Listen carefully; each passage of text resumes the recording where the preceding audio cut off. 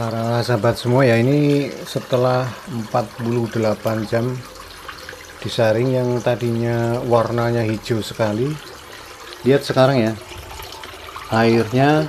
Nah ini jadi sudah hijaunya tinggal sedikit sekali ya, ini sudah hampir bening banget ya.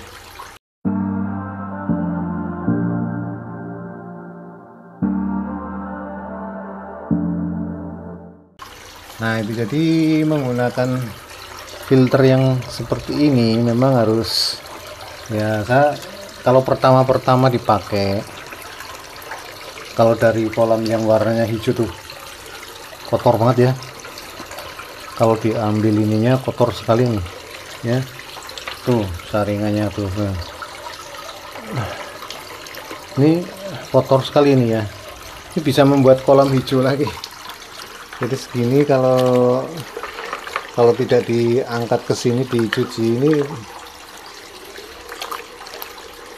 ganggang yang terjerat di sini itu bisa membuat kolam hijau lagi nih ya. Jadi segini kalau jatuh ini dimasukin ke kolam, ini hijau semua kolamnya karena udah disaring ya.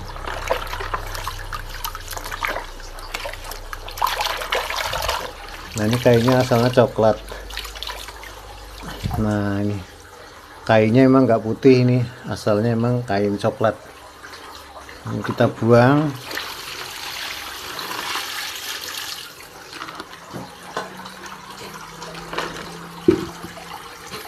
Dan ini gampang, nggak usah istilahnya pakai itu ya, kalau di kolam saya seperti ini sih sederhana, tapi kalau desain yang lebih bagus ada itu yang ditumpuk gitu. Nah ini cukup diginiin aja sih, kemudian kita tumpangin ini batu-batu di atasnya, tumpangin batu gitu. Jadi ini juga batunya harusnya dicuci. Ini batu yang tadi di atas.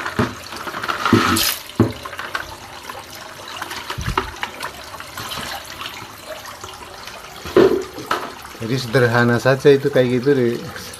Sering dicuci kayunya saja, nanti kolamnya bening. Nah ini ada kotoran yang masuk tadi ya, nanti kesaring lagi sih tuh. Nah itu bagian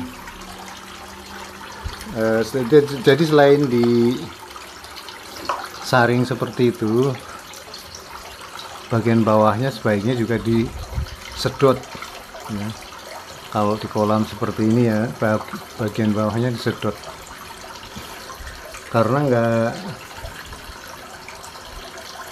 tidak semua kotoran yang ada di bawah itu bisa kesedot sama pompa akuarium. Ini pompa akuarium ya, tapi buat di kolam. Nah ini ukuran kolamnya ini 2 meter lebih dikit ya panjangnya, lebarnya 1 meter, jadi airnya ya kira-kira ya 2 meter kubik. Nah kalau 2 meter kubik kita ganti semua airnya, kalau air kotor itu ya lumayan lama ya. Nah ini ikan nila ini yang di dalam kolam ini, ikan nila. Tapi saya pernah memelihara di sini beberapa jenis ikan. Jadi kalau ikan gurame tidak perlu membutuhkan banyak penyaringan. Jadi kalau ikan gurame tapi kalau apa sih namanya, kalau pas mataharinya nggak ngelewatin kolam itu memang harus dijaga itu ya. Kalau ikan gurame itu kalau terlalu kotor airnya ya harus disedot juga, terus diganti, nggak boleh semuanya kalau ikan gurame. Kalau di semuanya ikannya kayak ngeleleng gitu, apa namanya, kayak pusing ikannya kalau diganti airnya bersih semua. Justru ikan gurame itu lebih suka yang airnya hijau. Jadi saya nggak pakai pompa waktu itu, jadi sampai ikan gurame bisa seberat 1 kilo. Saya pelihara 5 ekor tapi masing-masing bisa 1 kilo di sini. Nah ini ikan nila. Terus selain ikan nila, saya pernah juga ikan ini, ikan koki juga pernah. Ikan koki itu butuh disaring seperti ini ya. Kalau ikan koki malah harus terus menerus disaringnya. Kalau ikan ini apa,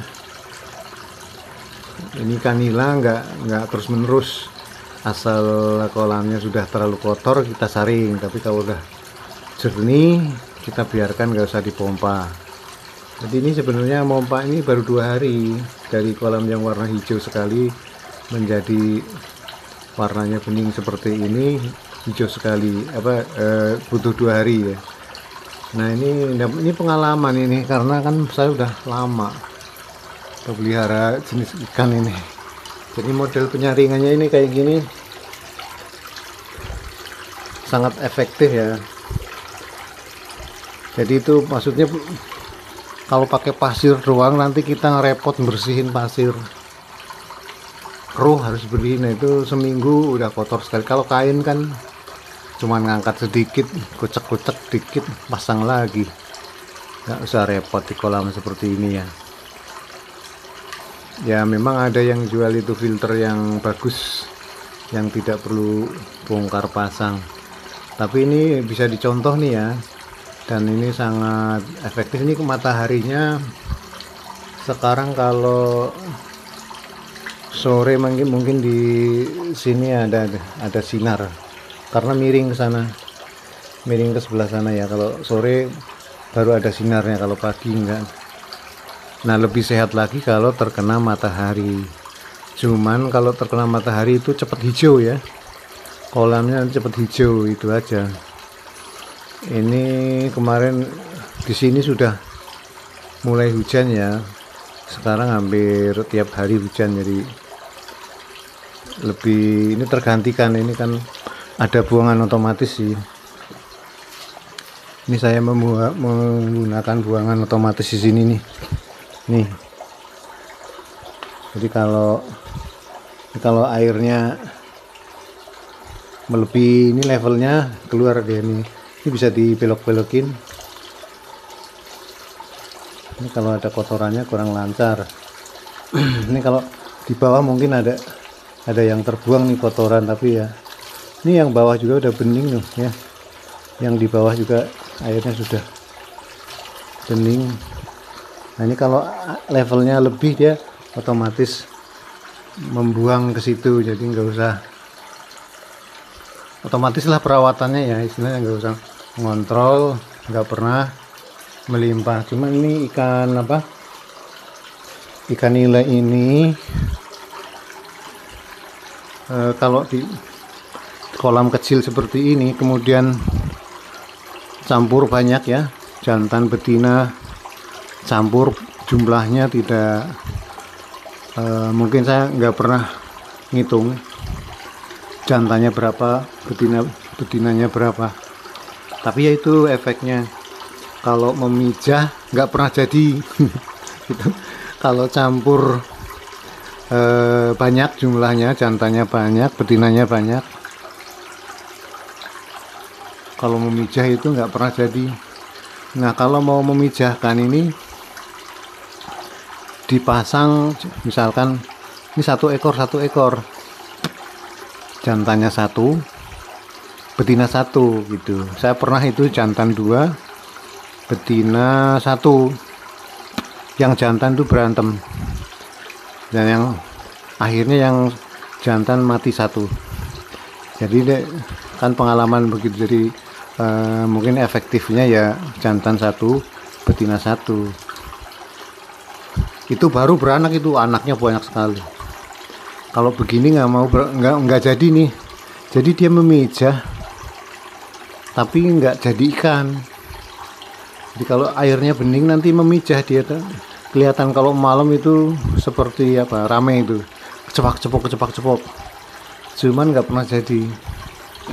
Dan saya yang pernah jadi itu hanya 3 ekor ikannya.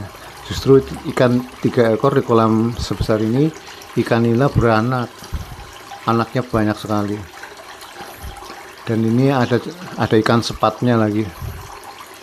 Tapi waktu itu nggak ada masalah ikan sepat, jadi waktu beranak ada ikan sepat juga tetap jadi. Tapi kalau ikan nilanya campur begini terlalu banyak, malah nggak jadi. Nah, itu pengalaman saya. Nah, kalau ikan koki nggak masalah ya, ikan koki jantan berapa, betina berapa, nggak masalah. Cuman ya, nah itu ikan sepatnya tuh ya, sama ikan sepat kecil hitam. Cuman kalau ikan koki itu kalau campur-campur kan bibitnya jelek. Jadi harus varietas khusus di tempat yang khusus. Mungkin kalau satu kolam ini kalau mau memijahkan ikan koki,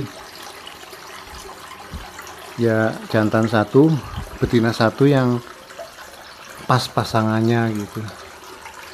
Kalau ikan koki gampang itu, dikasih enceng gondok, nanti enceng gondoknya tinggal diangkat, itu telurnya udah pada nempel di akar-akarnya. Gampang kalau ikan koki.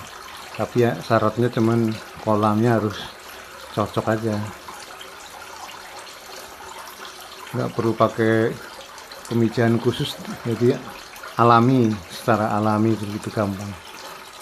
Nah begitu ya kawan-kawan, kalau yang mau berternak ikan di rumahan, bisa ditiru nih contohnya begini. Terima kasih pada yang sudah menonton.